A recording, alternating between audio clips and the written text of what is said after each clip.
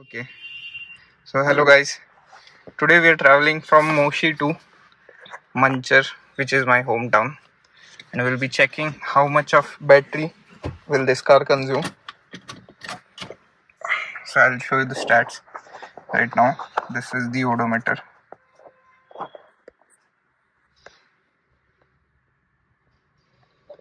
Okay, let's start it.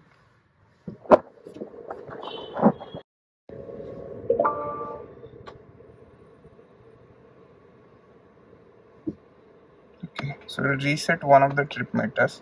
This is the trip meter that will reset. Okay, and as you can see the SOC, we are at 62%. Yeah, let's see.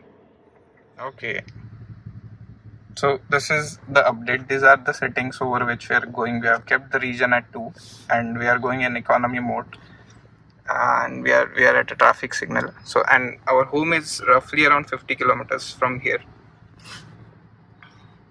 Yesterday or day before yesterday, I saw one update. I got it on WhatsApp that Tata has tied up with rest of the other chargers, and I just checked on Charge Zone. So on some of the chargers, it is showing 16 rupees per kilowatt for specific rate for Tata owners.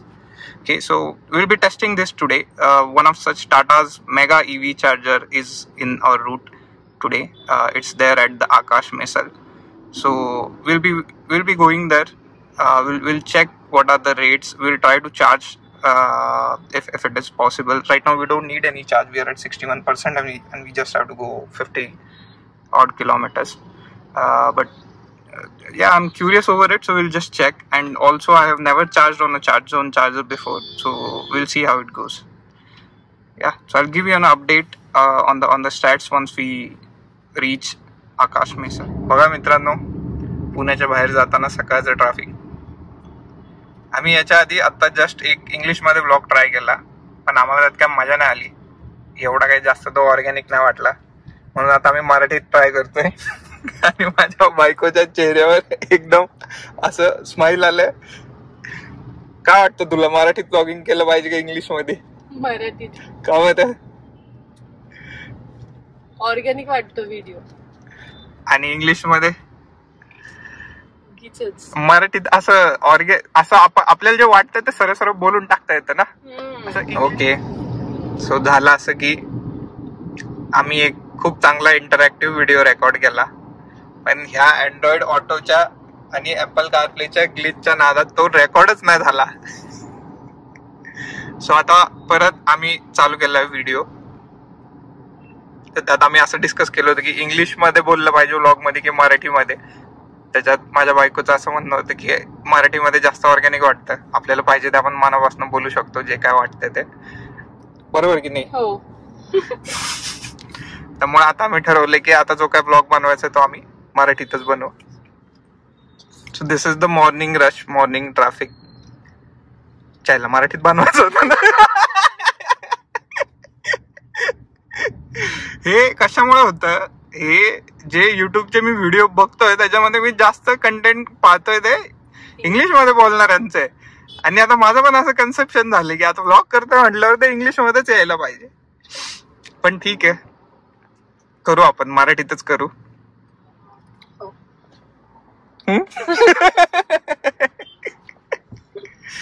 ठीक आहे. So आम्ही आता चाललोय गावाला गणपती विसर्जनासाठी. विसर्जनाला अजून 2 दिवस आहेत, आणि तसं तर आम्हाला आमच्या घरातल्या गणपतीचं विसर्जन पण करायचं नाही, पण आम्ही आमच्या घरातल्या बाप्पासोबत थोडा पण टाइम स्पेंड नाही केला, म्हणून साठी आता आम्ही चाललोय. आज गुरुवार आहे, शनिवारी विसर्जन आहे, आणि गुरुवारी चाकणच्या MIDC ला सुट्टी असते. आणि बहुतेक बऱ्याच लोकांसाठी हा लॉंग वीकेंड असल्यासारखा असणार आहे, कारण उद्या ईदची सुट्टी असणार आहे शुक्रवार, आणि त्याच्यानंतर शनिवार रविवार वीकेंड. सो IT मधल्या लोकांना जर कोणाला ईदची सुट्टी असेल दिलेली तर त्या लोकांसाठी हा आहे लॉंग वीकेंड. आणि त्यामुळे आपण पाहतोय रस्त्यावर एवढी सगळी ट्रॅफिक. तर आपल्याला घरी पोहोचायला इथनं जेव्हा आम्ही निघालो होतो तेव्हा 1 तास 20 मिनिटं दाखवत होतं. आता ह्या ग्लिच मुळे हे अँड्रॉइड ऑटो चालत नाही, त्यामुळे आम्हाला माहित नाही की किती डिस्टन्स राहिलंय. बट आम्ही निघून ऑलमोस्ट झाला असेल एक 7-8 किलोमीटर पुढे आलोय. आमचा प्लॅन असा आहे की आकाश मिसळच्या तिथं जो चार्ज झोनचा मेगा चार्जर लागलाय टाटाचा, त्या चार्जरवर आम्हाला चार्जिंगचे रेट्स चेक करायचे की काय रेट्स आहेत. कारण परवा दिवशी मला एक मेसेज आला व्हॉट्सअपवर टाटा EV वाल्यांचा की चार्ज झोन सोबत त्यांनी काहीतरी टायप केलेलं आहे आणि मेगा चार्जर्स बनवलेले आहेत. मेगा चार्जर्सची यांची काय कन्सेप्ट आहे, आपण बाकीचे जे चार्जर्स बघतो असे कुठं पण जाताना कोणत्या पण रूटवर, तर असा एखादा दुसरा चार्जर असतो ज्याच्यात एक आउटलेट असतं किंवा 2 आउटलेट्स असतात. आता जसं आपल्या गव्हर्नमेंटचा प्लॅन आहे की बाय द एंड ऑफ 2030 त्या लोकांना 70% पेक्षा जास्त व्हेकल्स EV व्हेकल्स पाहिजेत रोडवर. आत्ताच्या मोमेंटला हे इक्का दुक्का चार्जर्स सफिशियंट आहेत, कारण तेवढ्या कमी गाड्या आहेत, तेवढ्या कमी EVs आहेत रोडवर. बट जर एक्सपान्शनचा विचार केला तर लोकांना असे चार्जिंग स्टेशन्स पाहिजेत इन बिटवीन जिथं जास्त आउटलेट आहेत, एका वेळी 4-5 पेक्षा जास्त गाड्या चार्ज होऊ शकतात. म्हणजे मी निघालोय समजा पुण्यावरनं माझ्या गावाला जायला, तर रश डेच्या दिवशी किंवा वीकेंडच्या दिवशी जेव्हा सफिशियंट EVs रोडवर येतील तेव्हा त्या 1-2 चार्जर्सने काही नाही होणार आहे. सो टाटाची ही कन्सेप्ट आहे की मेगा चार्जर्स जिथं टोटल कॅपॅसिटी असेल 120 किलोवॅट किंवा 240 किलोवॅट पर्यंतची, म्हणजे सगळे क्युम्युलेटिव्ह चार्जर्स मिळून, आणि 4 पेक्षा जास्त आउटलेट्स असतील आणि त्यात इमर्जन्सीसाठी म्हणून एखादं स्लो आउटलेट पण असेल. तर तशी काहीशी कन्सेप्ट आहे आकाश मिसळच्या तिथं. चार्ज झोनचा चार्जर आहे तो, टाटाचा चार्जरवर दिसत नाही. आय थिंक त्यांचं हे कोलॅबरेशन चार्ज झोन सोबतच आहे स्पेसिफिक. सो तो दाखवतोय आता. आणि मी जेव्हा माझी EV रजिस्टर केली चार्ज झोनच्या ऍपमध्ये, टाटाची EV, आपण आपलं माय व्हेकल मध्ये जाऊन व्हेकल ऍड करतो तिथं, तर ते व्हेकल ऍड केल्यानंतर मला तिथं डिस्काउंटेड रेट दाखवतात सगळे चार्जर्सवर. ठीक आहे. सो आपल्याला रेट दाखवत होतं 16 रुपये per kilowatt, which is very cheap if you are getting this much of rate on a charge zone charger. कारण चार्ज झोनचे चार्जर्स खूप जास्त महाग आहेत, त्यांची कॅपॅसिटी पण मोठी असते. बट आता पंच EV सारख्या गाडीला 50 किलोवॅटच्या स्पीडची कायच गरज. तिची बॅटरीज आहे 35 किलोवॅटची, ती जास्तीत जास्त घेणार आहे 30 किलोवॅट पर्यंतचं स्पीड चार्जिंगचं. सो जनरली मी कधी मोठ्या चार्जर्सवर थांबत नाही, छोट्या चार्जर्सवरच थांबतो. आणि तसं जनरली ही गाडी एवढी जास्त लॉंग रूट्सवर कधी गेली पण नाही आतापर्यंत. तुम्ही बघू शकता ओडोमीटरचं रिडिंग झालंय, ऑलमोस्ट अराउंड 9000 किलोमीटर्स केलेत. ज्याच्यामध्ये बाहेर फक्त पुणे मुंबईच्या रूटवर मी तिला चार्ज केली आहे आणि 1-2 वेळा मंचरमध्ये चार्ज केली आहे. घरातली जी दुसरी बॅकअप व्हेकल होती वर्ना, तिचं स्टिअरिंग फेल झालं होतं, मग ती दुरुस्त करायला पुण्यामध्ये आणायची होती, तेव्हा ही गाडी गावी ठेवली होती. आणि गावाकडे मी घरी 16 अँपिअरचं सॉकेट काढून नव्हतं घेतलं घरी, तर त्यासाठी ती मंचरमधल्या एका इंद्रप्रस्थ पेट्रोलियमवर एक चार्जर आहे, फास्ट चार्जर, तिथे चार्ज केली होती 3-4 वेळा. आणि त्यानंतर मग पुणे मुंबईच्या रूटवर HPचा जो चार्जर आहे त्या चार्जरवर चार्ज केली होती. रिटर्न येताना घाट सुरू व्हायच्या आधी जो फूड मॉल आहे त्या फूड मॉलमध्ये HPचे 3-4 चार्जर्स आहेत, तिथं चार्ज केलेली आहे. HPचे चार्जर्स खूप स्वस्त आहेत, तिथं 16-17 रुपये रेट लागायचा. बट मी तसं चेक केलं स्टॅटिकच्या याच्यावर, GOBPचा मला खूप महाग वाटला. आता GOBPचा जोपर्यंत इन्फ्रा रेडी होत होतं तोपर्यंत त्यांनी 16 रुपये पर किलोवॅट असा ठेवला होता रेट. बट आता त्यांनी डायरेक्ट 22-23 वर तो रेट नेलाय, which is not good enough. म्हणजे ठीक आहे, 22-23 म्हणजे जरा ते आपल्यासाठी EV चालवणाऱ्यांसाठी होऊन जातं 2.5 ते 3 रुपये किलोमीटर पडल्यासारखा, म्हणजे ऑलमोस्ट CNGच्या रेटवर आल्यासारखा, which is not bad. But आपण अपफ्रंट एवढं जास्त प्रीमियम देतो ही गाडी नवीन विकत घ्यायच्या आधी, then it is not justified. So हा जो रेट आहे चार्जिंगचा, हा जर 15 ते 20च्या मध्ये काहीतरी भेटला असा, then it is not as expensive. So आपण चेक करूया आता जाताना की ह्या चार्ज झोनच्या चार्जरवर काय अवस्था आहे. ओके, आम्ही चाकणच्या ट्रॅफिक मधनं बाहेर निघालोय. माझ्या बायकोला थोडी भूक लागली, त्यामुळे ती अशी चवताळली आहे आणि तिला खूप इरिटेट होते की मी सारखा कॅमेरा काढून व्हिडिओ चालू करतोय. तिचं असं म्हणणं आहे की ह्या सगळ्या गोष्टींना ती दोष देतीये घरात नवीन आणलेल्या टीव्हीला. टीव्ही पण नाहीये, तो डेस्कटॉप एक LGचा स्मार्ट मॉनिटर असल्यासारखा, की ज्याच्यामध्ये टीव्हीचे पण फीचर्स आहेत. तर त्याच्यावर YouTube लावून बसलेला असतो आणि EV घेतलेले लोक जे ब्लॉगिंग करतात ते बघत बसलेला असतो. तर तिला असं वाटतं की हे माझ्या डोक्यात पण भूत तिथनंच शिरलंय.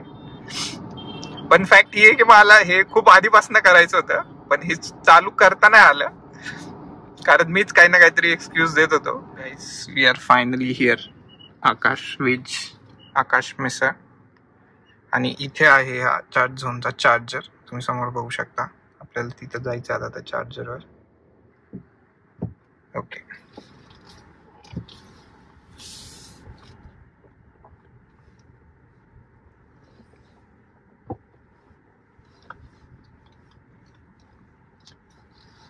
हा आहे charger.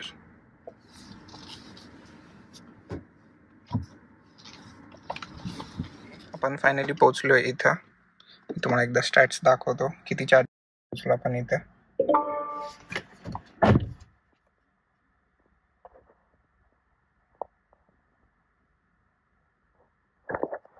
Okay, so 33.4 kilometres, 136 watt आवर पर किलोमीटर. रेंज दाखवते 137. 48% बॅटरी लेफ्ट आहे. आपण निघलो होतो 62% वर. आता आपण पोहोचलो या चार्ज झोनच्या चार्जरवर. सो आपण आपला चार्जिंग फ्लॅप ओपन करूया.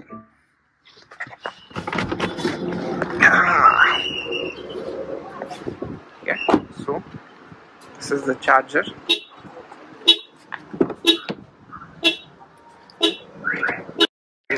आपल्याकडून वरीस आहे चार्ज झोनचा चार्जर.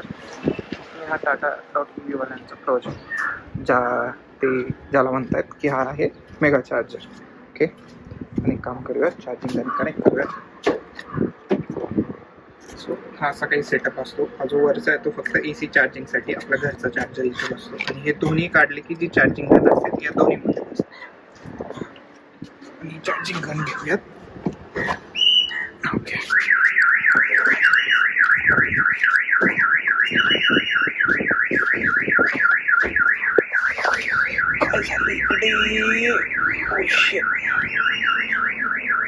याचा कॅमेरा टाकलाय की काय?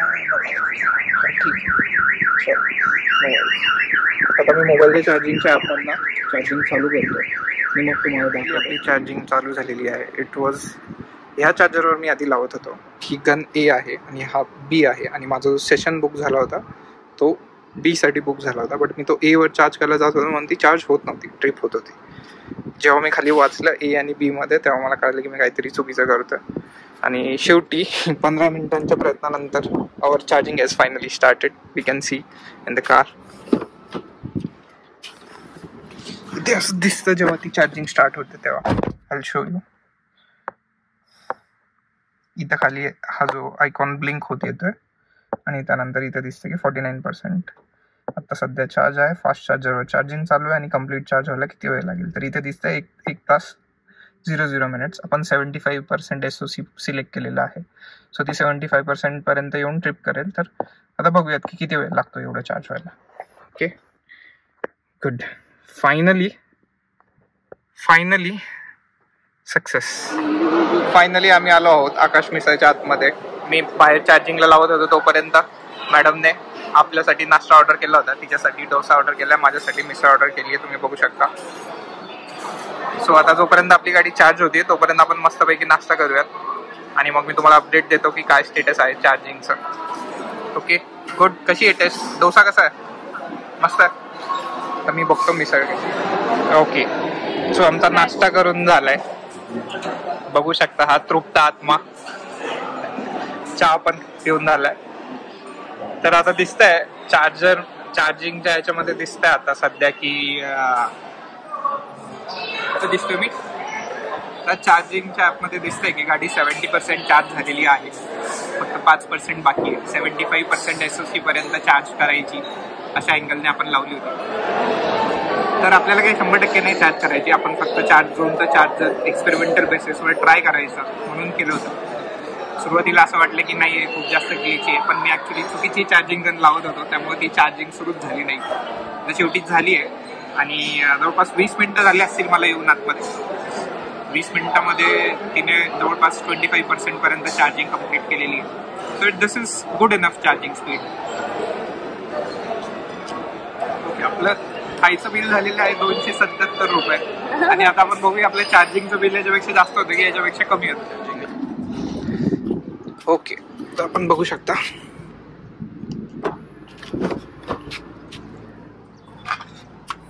73% पर्यंत चार्ज केली त्याने. Okay, never mind. आपल्यासाठी सफिशियंट आहे. आपल्याला तसंही फक्त चार्जिंग ट्राय करून बघायची होती म्हणून आपण करत होतो. बघू शकता हे सगळं ग्रीन दिसतंय. तर चार्जर परत अवेलेबल दाखवतोय. या charger most probably automatically disconnect झालेला आहे. इकडनं इजेक्ट करावा लागतो. ओके, चेक करूया.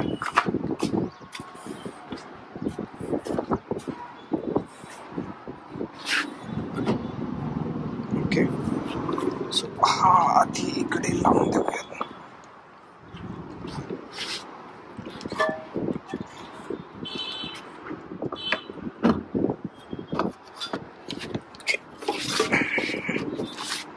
ठीक आहे, डन. फ्लॅप अजूनही उघडाच आहे, सो हा बंद करूयात.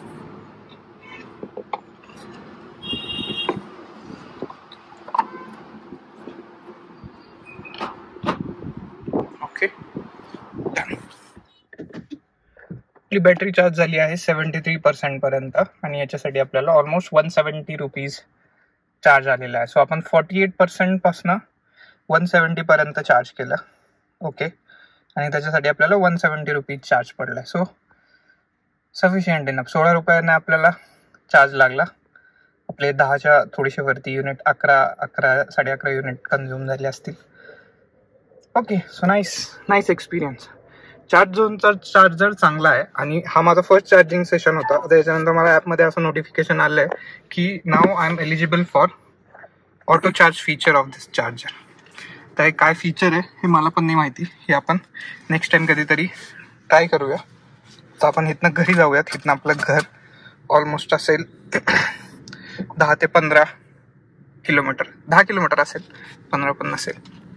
सो आपण आता निघालो आहे आकाश हॉटेलमधनं आपल्या घरी जायला. ठीक आहे, आपलं घर किती लांब आहे बघूयात आपण इकडनं.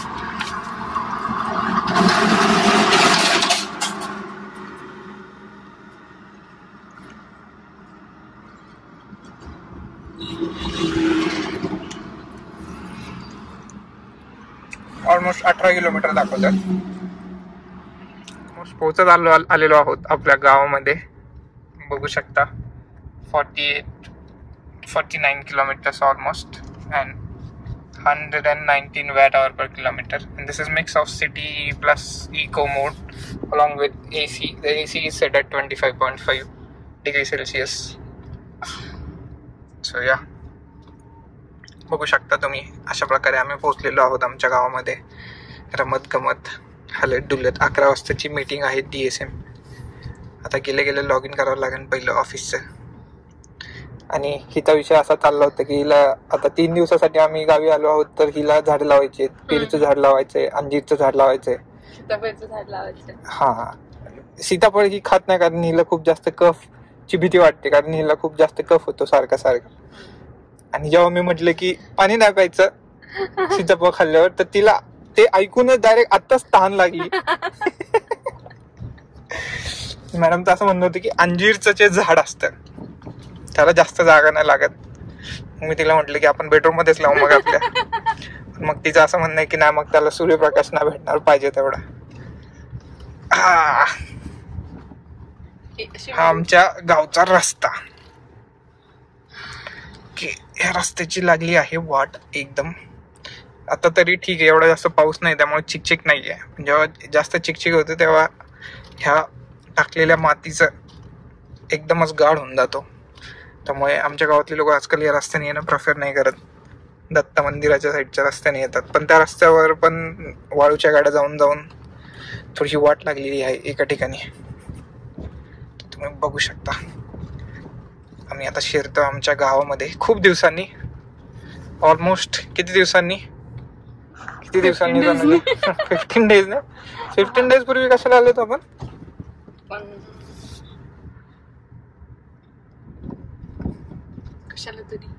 कशाला तरी आलो होतो. ही आमच्या गावातली एकमेव कंपनी आहे, सृष्टी स्विच गिअर म्हणून. काय प्रॉडक्ट बनवतात ह्याचा मला अंदाज नाही, पण आमच्या गावातल्या बऱ्याच महिला मंडळांना इथे रोजगार उपलब्ध झालेला आहे. त्यामुळे आता शेतात कामं करायला बायका भेटत नाहीत खुरपायला वगैरे. कारण आमच्या गावातल्या मोस्ट ऑफ द बायका इथे जातात कामाला. इकडनं दुसरा एक रस्ता येतो, हे दत्त मंदिर वडगाव काशिंबे लिहिले या साईडने. ह्या रस्त्याने पण आपल्याला एक्सप्रेस वेला लागायला जाता येते, तुम्ही अशा प्रकारे बघू शकता. तर आमचं गाव थोडंसं प्रसिद्ध आहे आमच्या गावातल्या गणपतीसाठी. तर मोरया गणपती जो आहे तो आहे आमच्या गावामध्ये, आणि अशी मान्यता आहे की लेण्याद्रीचा जो गणपती आहे त्याची जी सोंड आहे ती सोंड आहे आमच्या गावामध्ये. त्याची हे आमचं जुनं घर आहे गावातलं, ही आमची टेकेआळी, आणि हे आमचं नवीन घर. नवीन तर आता काही राहिलं नाही, याला झाले 10 वर्ष आता बांधून. ही नवीन आहे, हिला 1 वर्ष झालं आमच्या घरी येऊन. हा, बट ही नवीन असल्यासारखी वाटत नाही. हे आमचं घर. ठीक आहे, पुढून टाकू शकतो. Okay okay. आता आपण पोहोचलोय घरी अशा प्रकारे. चावी न घेता आमचं बदामाचं झाड. पप्पा आलेत. नाही, पप्पा नाही आहेत. पप्पा मोठी गाडी घेऊन गेलेले आहेत वर ना. सो हा व्लॉग आम्ही इथंच थांबवतो. तुम्हाला फायनल SOC दाखवतो काय स्टेट ऑफ चार्ज आहे. 116 वॅट पर किलोमीटर, 51 किलोमीटर आपण आलेलो आहोत. टोटल 68% बॅटरी रिमेनिंग आहे. आपण चार्ज केली 74 पर्यंत. आपण निघलो होतो 62% वर. आकाश मिसळ पर्यंत पोहोचलो 48% वर. 48 पासून 74 पर्यंत चार्ज केली, आणि घरी यायला तिथनं लागली 6%.